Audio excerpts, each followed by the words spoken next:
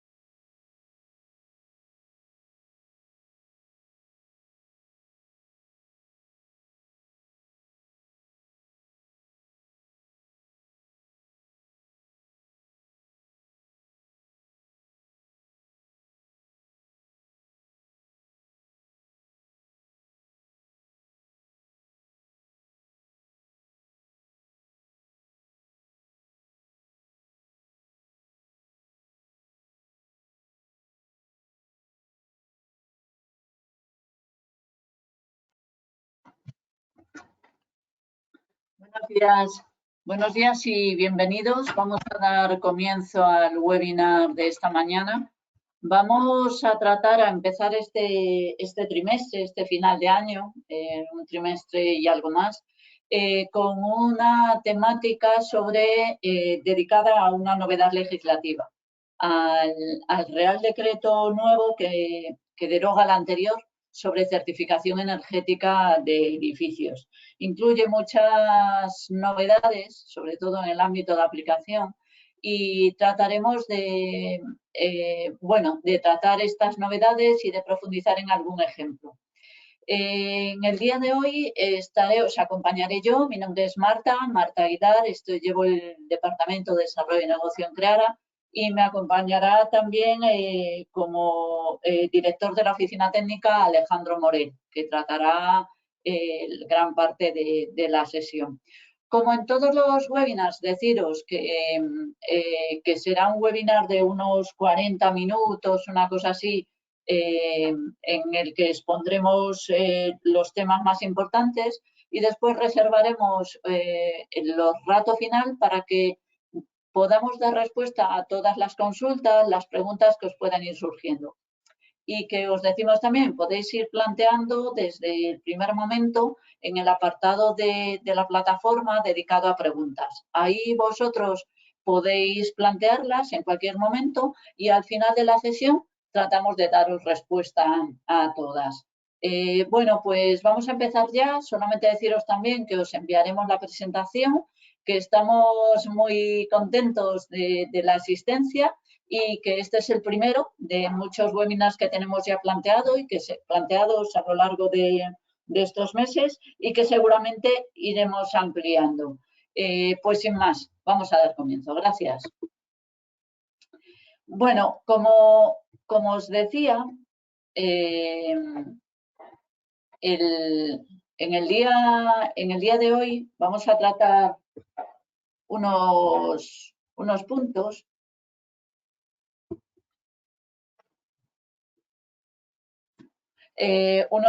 que, bueno, aquí simplemente este apartado, disculpad que no me funcionaba el ratón, este apartado lo hemos incorporado en los últimos webinars simplemente para recordaros quiénes somos y qué hacemos. Que ahora nos dedicamos sobre todo y vamos dirigidos a nuestros servicios, nuestros productos, desde el año 2015 que empezamos a trabajar, relacionados con la gestión energética y la descarbonización, sobre todo dirigidos al gran consumidor. Pero son productos y servicios muy diferentes y queremos dejaros esta transparencia aquí para que podáis ver que además de ser consultoría, ingeniería, pues somos también instaladores de puntos de recarga, de soluciones para la recarga de vehículo eléctrico y soluciones de autoconsumo, solar fotovoltaico, desde hace ya años. Bien, no voy a dilatarme más en esto, solamente empezar ya con las temáticas que vamos a tratar en la sesión. Lo primero de todo es, os daremos una pincelada sobre los antecedentes de esta normativa y luego nos meteremos en quizás una de las cosas más importantes, ¿no?, de discernir hoy, que es a quién le aplica, a qué tipo de edificios y quién es la organización que tiene la responsabilidad de todo esto. También nos meteremos en ver, importante para vosotros, los plazos para el cumplimiento de estas obligaciones y cuánto tiempo, por cuánto tiempo son válidos estos certificados, cuándo tendréis que renovarlos. Luego ya nos meteremos, Alejandro dará comienzo a la parte más puramente técnica, la que trataremos el procedimiento para la realización del certificado, el software a utilizar y algunos ejemplos reales que nos ayudarán también a ver las diferencias entre esos diferentes software que podemos usar para dar cumplimiento al Real Decreto. Sin más, bueno, lo primero era preguntarnos, ¿no?, ¿qué es la certificación energética? La certificación energética de un edificio es un proceso, y así lo define el propio Real Decreto, para valorar la calificación energética, que a su vez es, la calificación, como la propia palabra dice, es la etiqueta, el nivel de eficiencia que tiene ese edificio.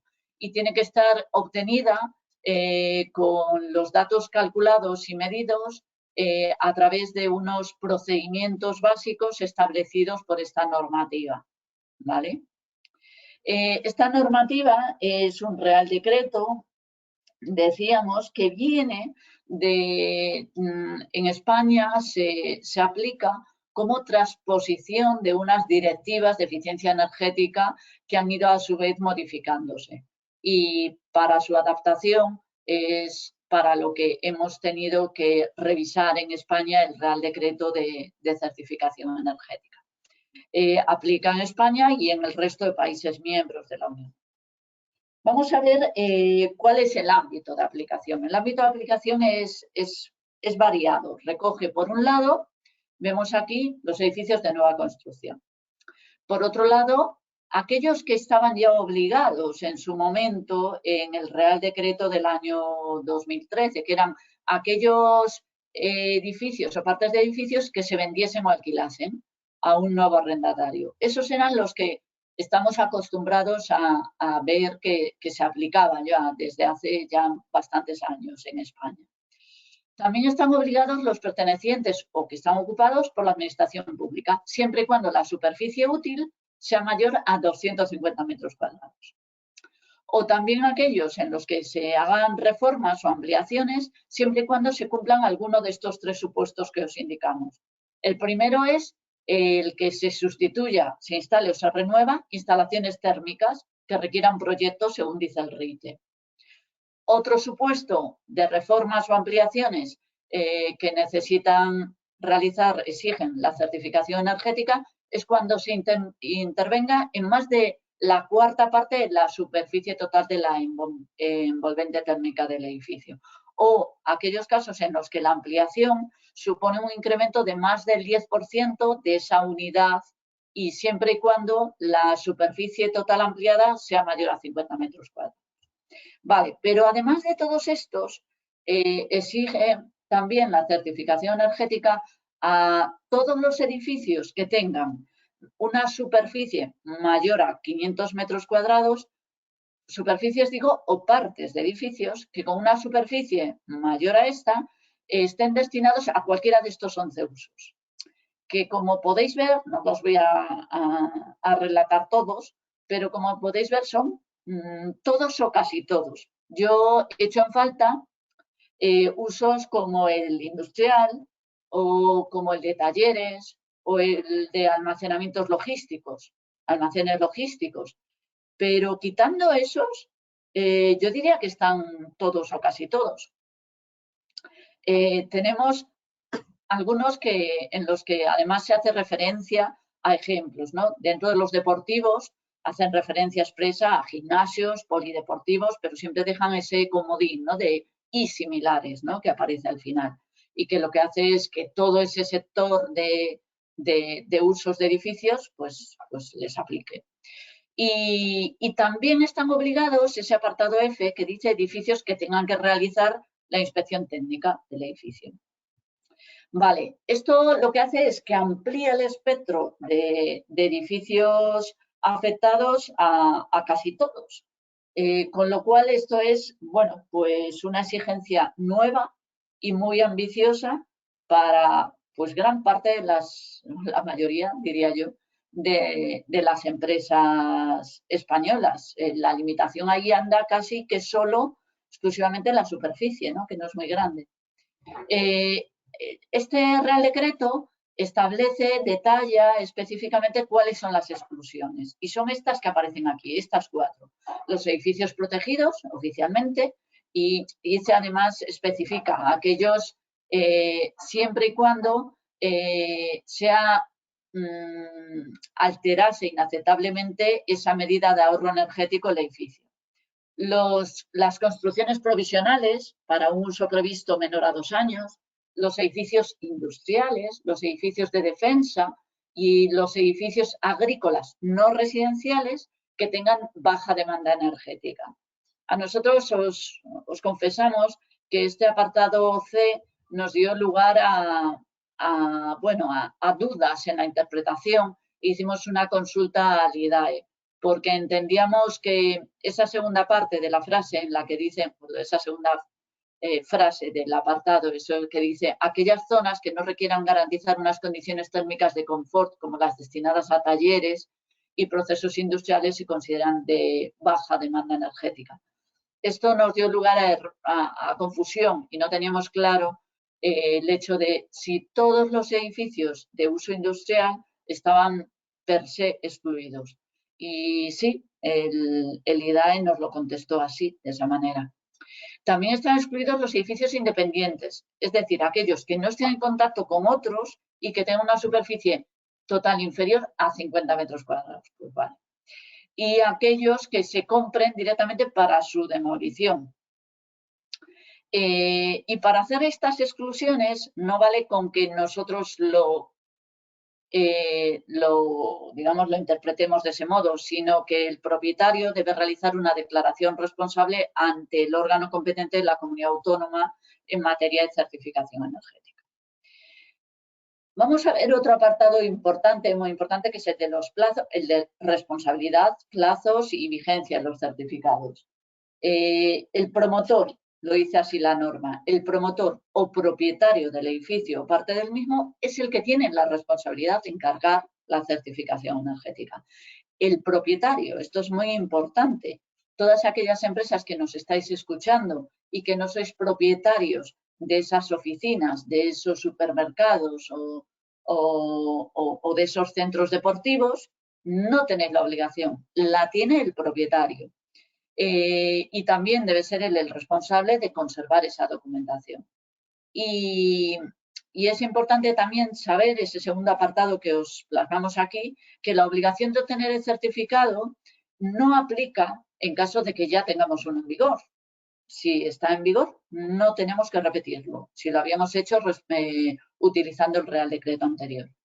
Y es importante también ver que el certificado vale por 10 años, siempre y cuando A los 10 años tendríamos que repetirlo, siempre y cuando esos 10 años, siempre y cuando nuestra calificación no sea G, porque si la calificación energética es G, resultante es G, la validez máxima es de 5 años, tendríamos que repetirlo en esos 5 años. Y el plazo para dar cumplimiento a todo esto termina el 3 de junio de 2022, del año que viene. Porque lo que dicta el Real Decreto es que el plazo es de 1 año desde la entrada en vigor del Real Decreto. Bueno, pues espero haber dado respuesta a estos puntos que eran quizás los de delimitar quiénes están obligados y en qué casos y los plazos que teníamos. Y os dejo con Alejandro Morel, que seguirá la exposición. En todo caso, cualquier pregunta que haya respecto a estos puntos que he tratado yo, lo vemos al final de la sesión. Muchas gracias. Muchas gracias, Marta. Bueno, buenos días a todos. Soy Alejandro Morel, soy el director de la Oficina Técnica de Creara. Y bueno, como decía mi compañera Marta, voy a hablar 15-20 minutos sobre la parte más técnica de la calificación y la certificación energética. Marta nos ha comentado las obligaciones y yo voy a tratar de explicar un poco cómo es la metodología y sobre todo las diferentes alternativas que tenemos en cuanto a programas, ¿vale? Porque sí que tienen un impacto sobre el trabajo y, por tanto, sobre el coste de llevar a cabo la calificación y la certificación, ¿vale? Lo veremos ahora cuando hablemos de registro, pero es importante que diferenciemos entre calificación y certificación, ¿de acuerdo? La calificación es el trabajo que hace el técnico competente y la certificación la expede a partir de la calificación la comunidad autónoma o, digamos, el organismo competente para ya oficializar o, de alguna forma, hacer oficial la calificación energética mediante la certificación, ¿de acuerdo? Entonces, digamos, aquí habría dos partes. En todo caso, en esta primera parte de mi charla, lo que os voy a comentar es un poco el procedimiento total, ¿de acuerdo? Ahora vemos, digamos, dónde se obtendría la calificación y dónde la certificación. En primer lugar, empezaríamos simplemente recopilando datos, ¿vale? Ahora vamos a hablar un poquito de los programas. Se han habilitado programas completos y complejos, en los cuales yo tengo que introducir toda la documentación, la geometría, los cerramientos, etcétera, del inmueble o del edificio, pero también tenemos unas opciones más sencillas. Por supuesto, luego veremos ventajas e inconvenientes, aunque yo creo que los podemos ir adelantando. Vamos, porque todo el mundo los conocerá. En ambos casos, en primer lugar, tenemos que recopilar información. ¿Que vamos a aplicar un programa muy sencillo? Pues probablemente será una información bastante básica, tipo referencia catastral, dirección, etcétera. En el caso de que vayamos a utilizar un programa más complejo, pues esta información seguramente incorporará planos del inmueble, tanto planos de planta como planos de los alzados, inventario de equipos, memoria de calidades del inmueble. Y en ambos casos es necesario también recopilar las facturas, tanto de electricidad como de combustibles, porque estos programas de calificación nos permiten incorporar medidas de ahorro y para poder cuantificar el ahorro económico, etcétera, tenemos que meter los precios reales de los combustibles, de los suministros. ¿De acuerdo? Entonces, esa información también la tenemos que recopilar. Todo este paso, por supuesto, se produce antes de la visita, ¿vale? La visita es obligatoria, el técnico tiene que visitar la instalación, pero este paso es anterior. ¿De acuerdo? Entonces, la visita, ¿en qué nos vamos a fijar? ¿De acuerdo? Bueno, aquí hemos señalado los principales puntos que deberíamos fijarnos. Por supuesto, los cerramientos. Todos los cerramientos, tanto en contacto con el exterior o con espacios no habitables, ¿vale? Estos se van a medir por lo menos tendremos que conocer las dimensiones y la orientación. Y luego, si estamos en un procedimiento más completo, tendremos que conocer también la composición del cerramiento, ¿vale? Por tanto, necesitaremos probablemente el proyecto. Comprobación arquitectónica, un reportaje fotográfico, la altura o alturas de los inmuebles. Un punto muy importante son los huecos, puertas y ventanas. También vamos a tener que conocer las dimensiones, composición, a qué cerramiento están asociadas, etcétera. ¿Vale? Y luego algunos otros detalles. Importante, los equipos de generación térmica. ¿De acuerdo? Hablando de tanto calefacción, refrigeración, agua caliente sanitaria. Vamos a tener que ver qué tipología de equipos, potencia, antigüedad, etcétera. Y la iluminación, aunque la iluminación, por ejemplo, no es obligatoria cuando se hace la certificación de viviendas, pero sí para terciario, ¿vale? Esta, digamos, sería todo lo que vamos a tener que tomar durante la visita a las instalaciones, que es la segunda parte, ¿vale?, de nuestro trabajo. A partir de ahí, volvería el técnico a la oficina y haría lo que os he dicho antes, la calificación energética, introduciendo todos estos datos en un software dentro de los que permite el Ministerio. Ahora os enseñaré qué software se están permitiendo. Se va a introducir toda esta información, se va a hacer el análisis y a partir de aquí se obtiene una etiqueta, que todavía no es la etiqueta oficial, pero sí que se obtiene una etiqueta de calificación energética y un informe de calificación energética. De este modo, la última parte del trabajo técnico sería el registro, ¿vale?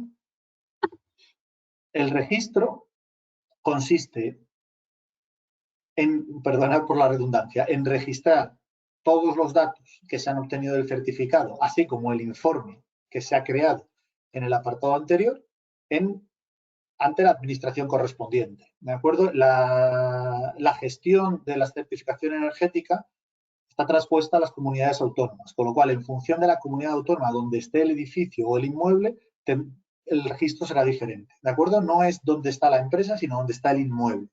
Cada comunidad autónoma tiene un organismo que se encarga de la gestión y auditoría de las certificaciones y cada cual tiene su modelo, ¿de acuerdo? Con lo cual, en cada comunidad autónoma esto va a ser diferente. En algunos casos es gratuito, en algunos casos tiene un coste, ¿de acuerdo? Lo que es la certificación.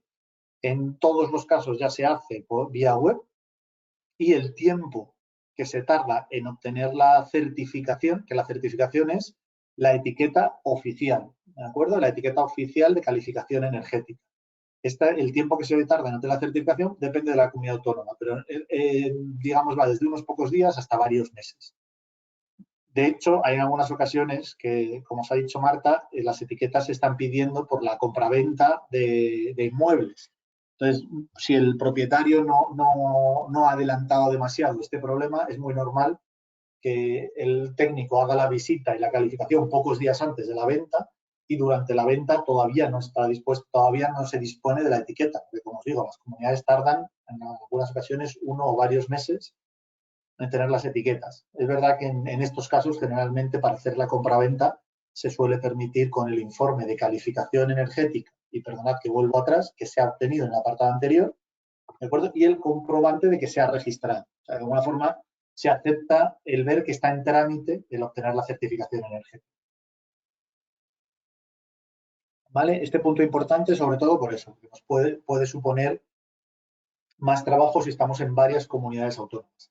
Este registro, al principio, quien lo tiene que hacer es el propietario del inmueble, ¿de acuerdo? Pero es verdad que se puede delegar a un representante, que en muchísimas ocasiones suele ser el propio técnico certificador. De modo que cuando el técnico vende una calificación energética, pues incluye en sus costes tanto la calificación como el registro, ¿de acuerdo? Y nada, el último detalle interesante aquí es que los edificios o partes de edificios pertenecientes u ocupados, o sea, que podrían ser alquilados por una administración pública, siempre que tengan más de 250 metros cuadrados, deben exhibir la etiqueta de eficiencia energética, la certificación energética, en un lugar destacado y bien visible al público, ¿vale? Esto, de momento, solo es obligatorio para los edificios pertenecientes a la administración pública. Bueno, aquí tendríamos simplemente un esquema de lo que hemos visto en los puntos anteriores, ¿de acuerdo? Simplemente recordaros que el técnico lo que hace es la calificación energética y a través de la calificación energética y el registro se expede la etiqueta que sería ya la certificación energética. ¿Vale? Bueno, vamos a comentar un poco algunos detalles sobre los diferentes software que se pueden utilizar para la calificación energética, ¿de acuerdo? Tenemos varios. Aquí podéis ver en este cuadro en el medio de la diapositiva, algunos de los que permite el Ministerio. Los más comunes son los que vemos abajo, ¿de acuerdo? El Hulk y el C3X. El Hulk, que es, digamos, como el increíble Hulk, en este caso son las siglas de Herramienta Unificada LeaderCali, ¿De acuerdo? Durante las diferentes obligaciones desde un punto de vista de eficiencia energética que se han ido desarrollando en la legislación en los últimos años, teníamos una herramienta que se llamaba LEADER, que son las siglas de límite de la demanda energética, si no me equivoco, que es un programa que se debía, porque ahora ya se ha unificado, se debía utilizar a la hora de hacer un proyecto de un edificio para comprobar que cumplía los límites de la demanda energética establecidos por el Código Técnico de la Edificación. Esta era la herramienta LEADER. Existía también la herramienta CALENER, que era la primera que se desarrolló para calificación energética. De hecho, es CALENER, calificación energética. Se han unificado estas dos herramientas y el nombre con el que se les ha ocurrido es HULC, herramienta unificada LEADER CALENER. Esta herramienta, HULC, es la que vamos a utilizar cuando queramos tener un detalle, cuando queramos hacer un certificado más completo y más complejo. Generalmente se suele utilizar para edificios nuevos, pero esto no es obligatorio. También se puede utilizar para edificios construidos. Eso sí, vamos a necesitar planos y vamos a necesitar el proyecto, con lo cual requerimos esta información. Cuando no tenemos toda esta información y el presupuesto, digamos, es menor, no se le puede dedicar tanto trabajo, se va con la herramienta simplificada, que es el que vemos a continuación, C3X. Por ejemplo, ¿cuándo se utiliza el C3X? En la compraventa de viviendas. Pues de la compraventa de viviendas en la que no podemos dedicarle tanto trabajo, no tenemos tanto presupuesto, pues se utiliza el método simplificado. ¿De acuerdo? Estos dos métodos son muy diferentes, requieren información muy diferente y también nos dan una utilidad diferente. ¿De acuerdo? El procedimiento general, herramienta unificada de LEADER CALENER o HULC, sirve para certificar y verificar la calificación energética de edificios o partes de edificios. Es de aplicación a cualquier uso. Bueno, y una parte que tiene el HULC, que sí que simplifica, es que calcula las sombras proyectadas de manera sencilla, ¿vale? Pero como os decía, es un procedimiento más complejo. El C3X es el procedimiento simplificado, ¿vale? También es de aplicación a edificios de cualquier uso. La principal diferencia entre estos dos modelos, y ahora vamos a ver algunos ejemplos reales, es la complejidad y por tanto, el valor del resultado. De alguna forma, a la hora de tomar decisiones, del cálculo de las medidas de ahorro, siempre va a ser más fiable cuanto más complejo haya sido el trabajo, cuanto más preciso sea la definición del edificio. ¿Vale? Si hablamos de ventajas de cada uno de los dos software, pues las ventajas del HULC es que todo el trabajo se está haciendo de una forma mucho más real. Esto que implica que lo que os decía hace un momento, nos vamos a poder fiar más de los resultados, ¿vale? El grado de exactitud de los resultados es mayor, ¿vale? Ventajas del C3X, pues que es mucho más sencillo, ¿vale? En el C3X, por ejemplo, no necesitamos conocer la composición de los cerramientos o la geometría real del edificio. Basta con tener las superficies de los cerramientos por orientaciones y la antigüedad del edificio, porque se puede coger propiedades promedio estimadas, mientras que en el caso del HULC sí tenemos que introducir la composición, superficie, orientación y geometría de todos los cerramientos. ¿De acuerdo? Con lo cual, una vez que conocemos las ventajas, también conocemos los inconvenientes, porque son los complementarios. En el caso del HULC, la principal desventaja es que esta modelización implica unas horas de trabajo y, por tanto, aumenta el presupuesto, ¿vale? Si yo voy a presupuestar una calificación energética en la que lleve a cabo la visita, la calificación y el registro, por supuesto, me va a llevar bastantes más horas de trabajo si la tengo que hacer en HULC que si la tengo que hacer en C3X. Entonces, ¿cuándo me va a interesar hacerla en HULC? Pues, como os comentaba, generalmente cuando dispongo de toda la información, pues es un proyecto nuevo y puedo acceder a los datos del proyecto, o bien se quiere utilizar la calificación energética para tomar decisiones.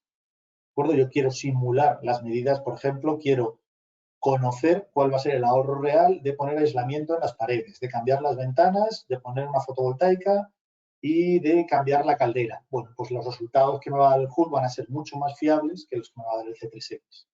¿De acuerdo?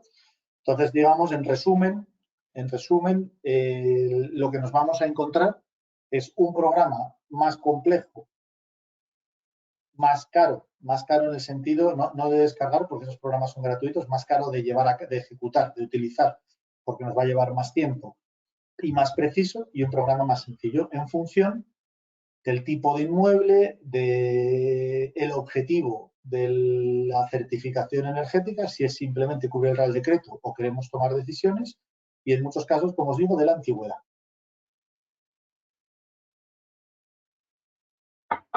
¿Vale? Bueno,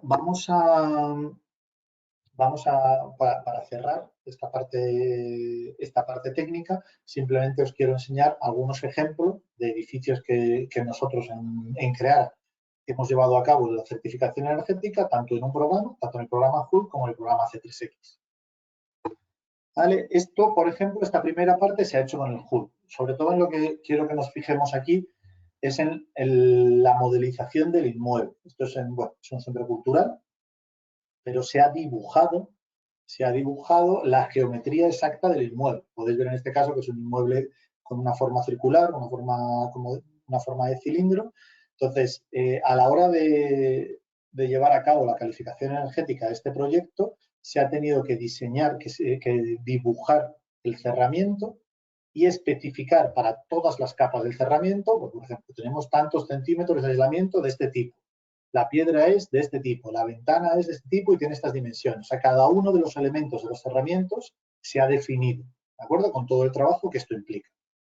Si no me equivoco, aquí podemos ver algunos detalles, ¿vale? Por ejemplo, en este caso, lo que se enseña aquí es la definición de un cerramiento, ¿vale? Veis que el nombre del cerramiento es fachada norte y que está compuesto de los siguientes materiales. Ladrillo de hormigón perforado con este espesor.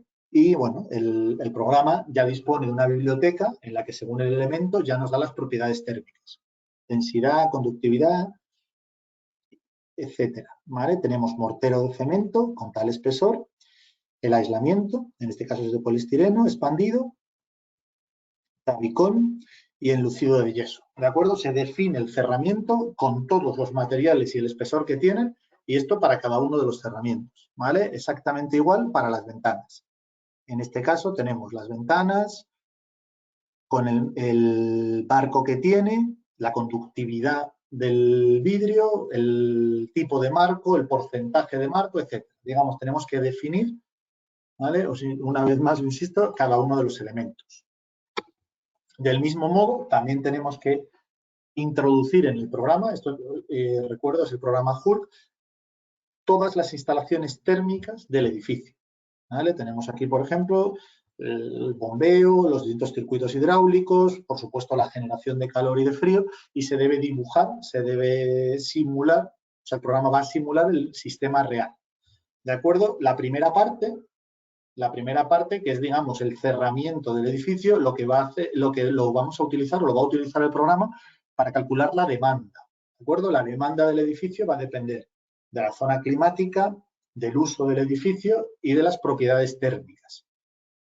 La demanda no depende de las instalaciones, ¿de acuerdo? La demanda es propia del edificio independientemente de las instalaciones. Las instalaciones, para lo que nos sirven, es para convertir la demanda en consumo. ¿De acuerdo? Para convertir la demanda ya en el consumo que nosotros vamos a ver en las facturas.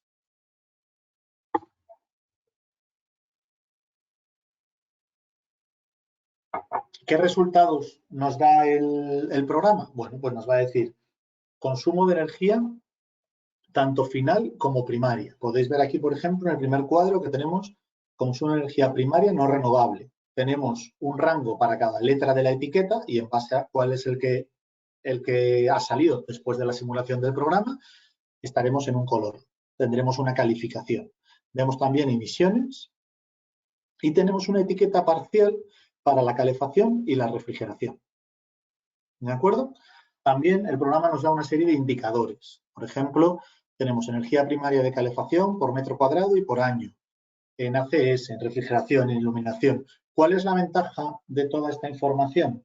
Que nos va a permitir calcular el ahorro de diferentes medidas mediante la simulación del edificio como está y la simulación del edificio cambiando lo que impliquen las medidas. Por ejemplo, si yo estoy valorando cambiar las ventanas, pues simularé el edificio como está ahora y lo volveré a simular con las ventanas nuevas. ¿Vale? En base a eso, nosotros definimos estas medidas de ahorro y veis, por ejemplo, aquí he recuadrado para un cambio de tecnología LED, de la iluminación convencional por iluminación con tecnología LED, lo que nos dice el programa es que hay un ahorro del 11,79% en energía final. ¿De acuerdo? Entonces, el Hulk, al final, es lo que hemos dicho antes, nos va a llevar más trabajo, pero nos va a permitir un resultado que nos va a dar un resultado que nos permite tomar decisiones, que nos permite conocer el impacto de las medidas de ahorro. ¿De acuerdo? En el caso del C3X también podemos calcular medidas de ahorro, pero en general el resultado es más aproximado, no es tan preciso. ¿De acuerdo? En este caso, la definición de cerramientos, lo vemos aquí, no hay un dibujo, no hay una simulación del edificio, sino que lo que definimos son las diferentes fachadas, la superficie, y podemos, si tenemos la información, sí que podemos dar la conductividad real de los cerramientos, pero en el caso de no disponer de ella, el programa nos permite incorporar propiedades promedio en función de la zona climática y la antigüedad del edificio. ¿De acuerdo? En este caso, esto simplifica bastante el proceso. ¿De acuerdo? Esto simplifica bastante el proceso, aunque, como he dicho ya varias veces, el resultado es menos preciso. ¿Vale? Aquí tendríamos, en la parte de arriba, estamos introduciendo los cerramientos. En este caso, si os fijáis, tenemos la ventana con sus dimensiones. Las dimensiones sí que las tenemos que introducir. Entonces, las medidas sí son necesarias, porque las dimensiones sí las introducimos. ¿De acuerdo? Pero veis que abajo tenemos propiedades térmicas estimadas, sabiendo que que el vidrio es doble. Entonces, el programa también tiene una biblioteca y cuando le damos a estimado, pues directamente coge la más frecuente de la biblioteca. ¿De acuerdo?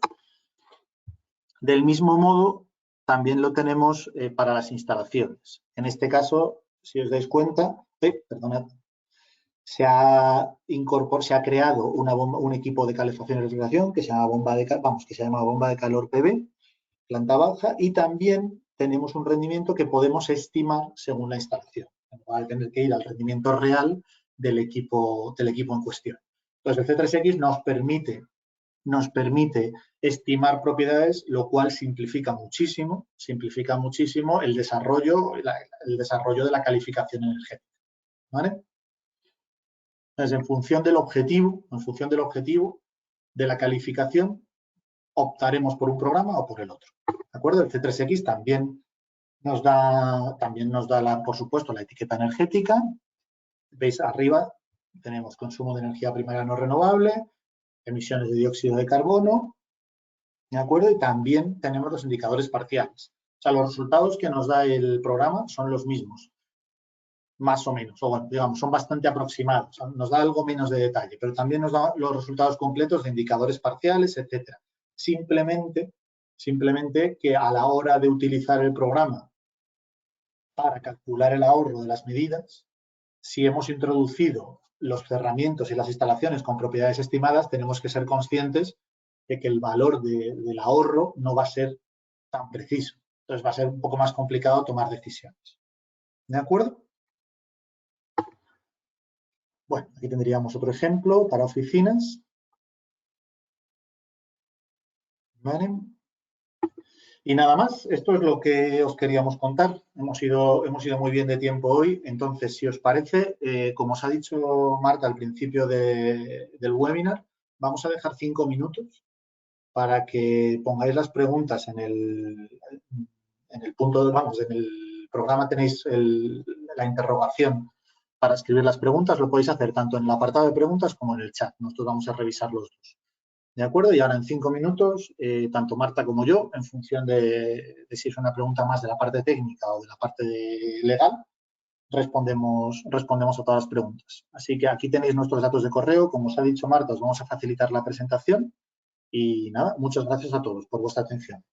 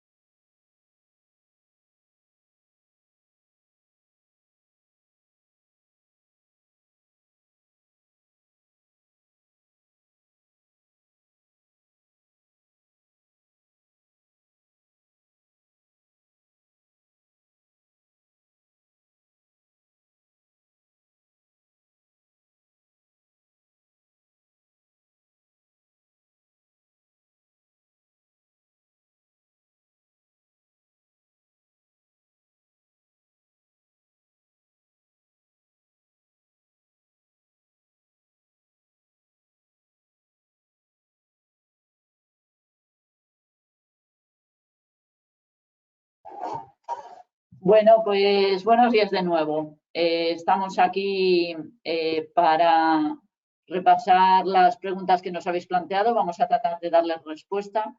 Algunas son repetidas, entonces, bueno, pues tratamos de abreviarlas para no consumir mucho tiempo, pero quitaros las dudas. Nos pregunta Marta, tocaya, si mi instalación es industrial, dice, pero compuesta de varios edificios separados, algunos de ellos con función de oficina, entonces tengo que realizar la certificación energética a los edificios de oficinas, sí, y al resto no. Pues sí, así es. Marta, estás en lo cierto. Todos los edificios o parte, que eso es un punto importante, o parte de los edificios que tengan más de 500 metros cuadrados, que sean de uso administrativo, oficina, aunque esté dentro de un complejo industrial, tendría que realizarse la certificación energética. Nos preguntáis, varias personas nos preguntáis sobre una estimación de costes.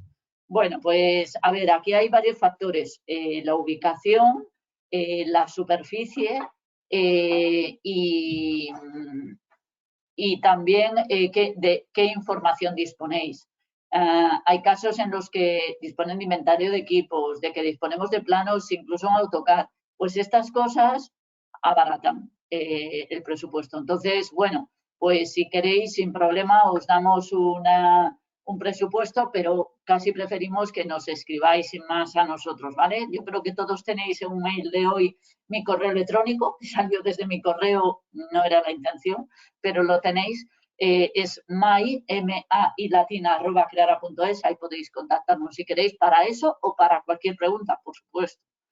Después nos decís otra pregunta sobre precio, pero un poco diferente, decís, ¿cuál sería la diferencia de precio de la calificación energética de un edificio de 1.600 metros cuadrados realizada con el programa HULC y con el programa C3X? Bueno, pues me comentaban, que yo aquí desconozco un poco, estábamos comentando ahora y me decían que, bueno, puede llegar incluso a ser el doble, porque el tiempo que tienes que invertir en el caso de HULC, pues puede llegar a ser el doble.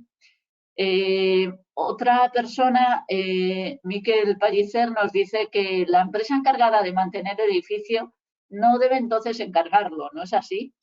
Pues no, la obligación es del propietario o del promotor en caso de ser de nueva construcción. Otra cosa es que dentro de, digamos, la relación contractual que exista entre uno y otro, pues eso se acuerde, se negocie que lo hace uno u otro, pero la obligación es del titular, del propietario. Nos pregunta también Gloria que no me queda claro el por qué aplica edificios de oficinas de instalaciones industriales.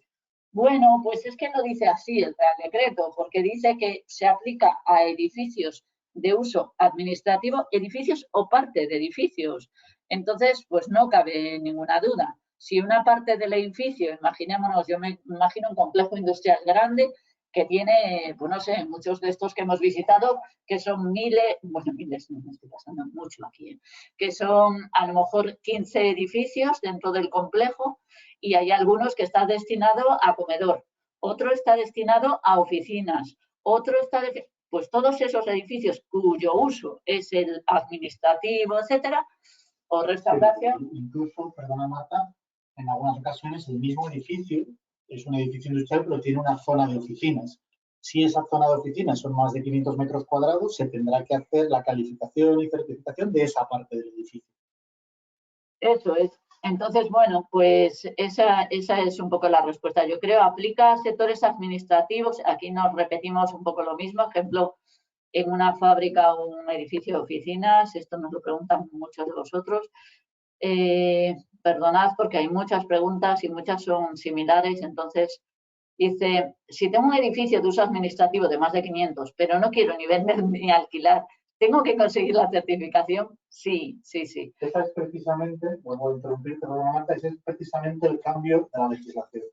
Hasta junio de este año solo tendrías que haber hecho la certificación si lo vendías o alquilabas. Ahora, simplemente por tener más de 500 metros cuadrados, aunque no lo vayas a vender, ya tienes que tener la calificación y certificación. ¿Vale? Esa es la principal novedad de este Real Decreto. Nos pregunta Miquel que dice, no, perdonadme, buenos días, si tengo edificio de uso administrativo, nada, es repetida también, disculpad.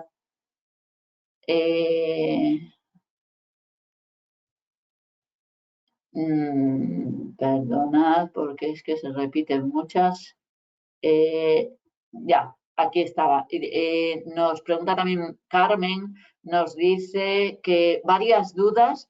¿El límite de 500 metros cuadrados es en superficie útil o construida o es de la actividad? Es útil, metros de superficie útil. Nos dicen también, ¿qué titulación tiene que tener la persona que realiza la certificación? Arquitecto técnico, ingeniero, prácticamente creo que lo único que no incluye son tan labores. Son los ingenieros medioambientales, además cualquier ingeniero, arquitecto técnico lo puede certificar. Muy bien, muchas gracias, Carlos. Nos dice, a ver, también va sobre, esta pregunta es también sobre la titulación. La verdad es que tenemos una buena lista de preguntas. Tiene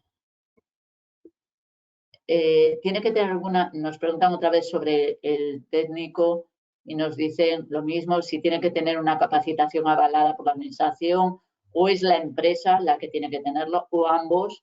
Solo el técnico, ¿verdad? Sí, pero titulación académica no, pero no especifica de certificación energética, sino el título universitario. Y dice, si está registrado en una comunidad autónoma, ¿le sirve para realizar la certificación de edificios en otra comunidad autónoma? No tiene que estar registrado el técnico en ninguna comunidad autónoma. Salvo casos específicos, ¿verdad? Sí, por ejemplo, para el País Vasco tienes que registrarte en un listado de técnico competente, pero puede ser de otra comunidad. Simplemente tienes que apuntarte en su registro y ya está. Muy bien. Nos preguntan que está una persona, Gabriel, nos dice que ocupan en régimen de alquiler en un edificio de 43 plantas. Yo estoy en 2 completas, dice, y 2 a medias, nos indica. ¿Quién tiene la obligación de hacer el certificado? ¿El propietario de todo el edificio o yo de las plantas que ocupa? Es el propietario. Si tú no eres propietario, Gabriel, si tu empresa o vosotros no sois propietarios, no tenéis la obligación. El edificio puede hacerse la certificación energética como un complejo completo. En el caso de que la propiedad sea única, pues lo lógico es que lo haga de ese modo. Vale, nos dicen además, disculpad un momento.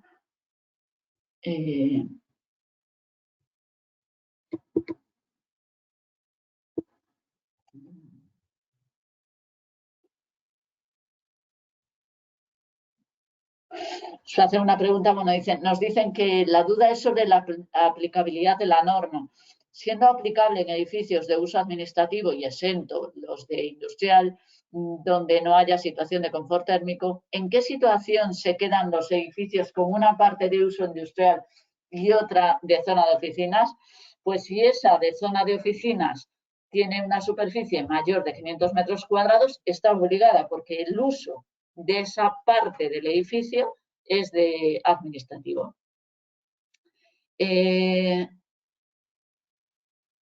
Nos dice alguien, se ha quedado con dudas, Markel, y nos dice que no entiende cuáles son las principales novedades respecto a la anterior. ¿Solo el ámbito de aplicación es ahora más amplio? Sí, esa es la principal de las diferencias. Hay otras... Lo de la durabilidad del certificado, que antes era para todas las letras, eran 10 años, ahora para la letra G lo reducen a 5 años. Ahora, aunque antes era obligatorio, ahora lo especifican más claramente que la visita a las instalaciones, al menos una, es obligatoria.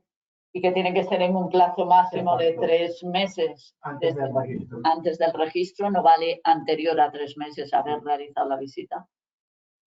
Y en definitiva, pues, bueno, y un poco la obligatoriedad también de calcular lo que son las medidas de mejora que se propongan, calcular los periodos de retorno, de inversiones, que antes era como algo opcional. No, te exigían introducir medidas de mejora, pero no te llaman para atrás el certificado, sino